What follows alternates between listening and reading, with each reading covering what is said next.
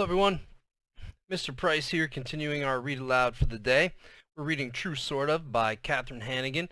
We last finished chapter 14, and Deli was introduced to the new girl in her class and blurted out, "She's a boy," and Lionel Terwilliger, her teacher, was very disappointed and unhappy with her, and you could tell that Deli didn't like disappointing Lionel Terwilliger.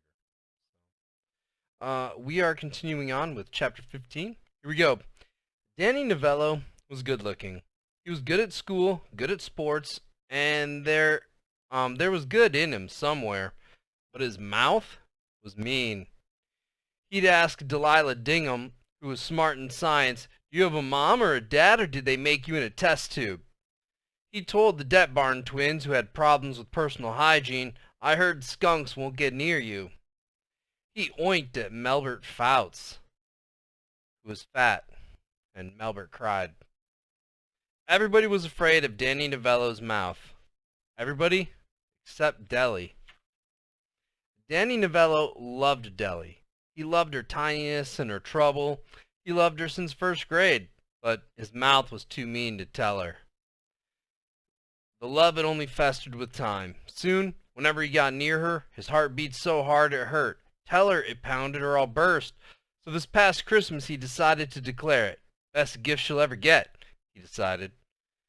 He was so sure of himself he brought a crowd. "Watch this," he told them, and parked himself in front of her. "What do you want?" she rasped. As soon as Deli closed her mouth, he smacked it with a big fat kiss. He stood there waiting for her to say, "I love you too, Bob Grammett."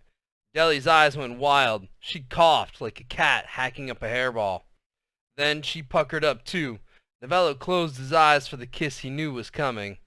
Instead, Deli turned and spit the biggest goober those children had ever seen. The crowd gasped. Novello's eyes flipped open. "What the?" he wondered, and Deli slugged him. She dropped him hard. As he hit the ground, air blew out of him like a popped tire. She bent down, where the mouth as close to his as it would ever get. She growled, "You try that again, I'll knock you into next week," and walked away.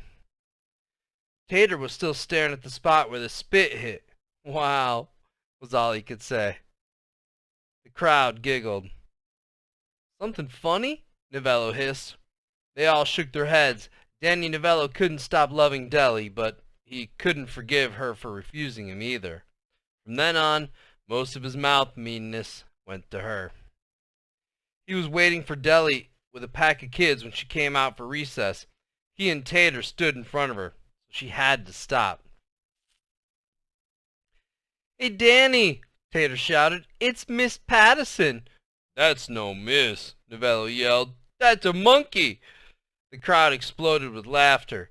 Deli exploded with punches, but she was wild, mostly pummeling air. And Novello was laughing. "I feel a flea! A bug's biting me!" Till she got him in the gut. "Oof!" he exclaimed. She jumped him, and he toppled like a tree taken down by a tiny lumberjack. "Ah!" he screamed. He landed with her on his chest. "Open wide," she hollered. "Here comes lunch." She cocked her right fist behind her head, all ready to send a knuckle sandwich to his mouth. Miss Niederbaum stopped the delivery. She grabbed Deli's arm, then hoisted her off him. "What the glub?" Deli exclaimed.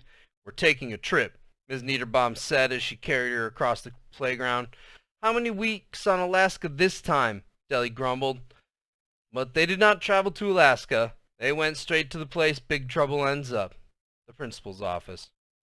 As Miss Niederbaum set her down outside Miss McDougal's door, she said, "I think you've done it this time." And Deli, who lost her Deli present, and Lionel Terwilliger muttered, "Nothing left to lose." She was wrong about that, too. Chapter 16. All afternoon Deli sat in the chair. "Must have forgot about me," she snickered. Then, from down the hall, she heard Clarice's voice. "We're here to see Miss McDougal?" "It's about Deli," Boomer added. "Chisel," Deli murmured. She watched them walk toward her. Boomer shook his head when he spotted her. Deli, Clarice sighed, as if the word meant something sad. Miss McDougal was at her door. Mr. and Mrs. Patterson. Please, come in, she told them, and they disappeared. It was a long time later when the principal called, Delaware, please join us. She trudged to the door. Boomer and Clarice were sitting against the wall. Boomer's eyes were red and his jaw was tight.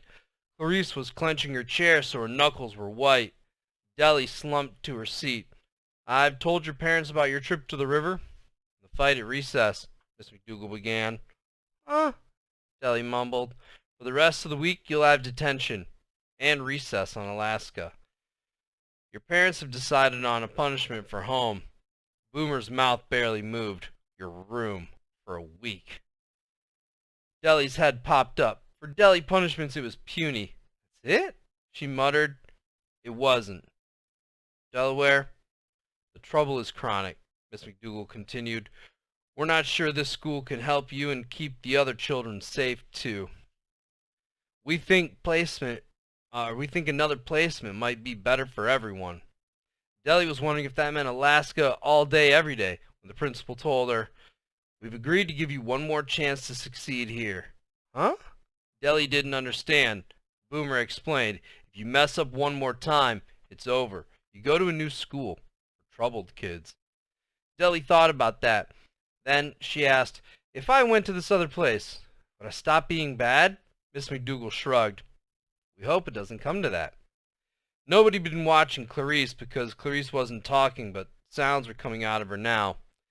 Deli glanced at her mother.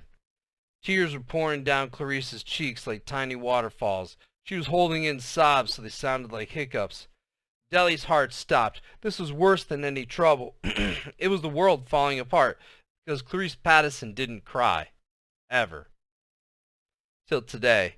Aw, Deli called, trying to stop it. Clarice turned to her. She didn't speak, but her eyes were asking. Deli knew what she wanted. She wanted hope. She wanted her to say, I'll be different. I promise. But Deli didn't know how to be not Deli. Sorry, she whispered. Clarice closed her eyes. Her head dropped to her chest. She'd given up on Deli too. Miss McDougal stood. Boomer and Clarice walked out of the office with Deli behind them. They rode in the van without words. When they got home, nobody had to tell Deli to go to her room. No, we'll read chapter 17 today too. Deli lay on her bed. In her head she made a list of the people who'd given up on her. It was a long one. There was Officer Tibbets, Clayton Fitch, Norma, all the friends she didn't have anymore. Just today she'd added Lionel Terwilliger, Miss McDougal, Boomer, and Clarice. Making Clarice cry was the worst of it. Then Deli added one more name to the list. Me. It'd be better if I wasn't around, she said out loud, so whatever brought the presents could take her away. There were 2 rivers of tears backing up behind her eyeballs, but she wouldn't let them out. She squeezed her eyes tight till they stopped stinging.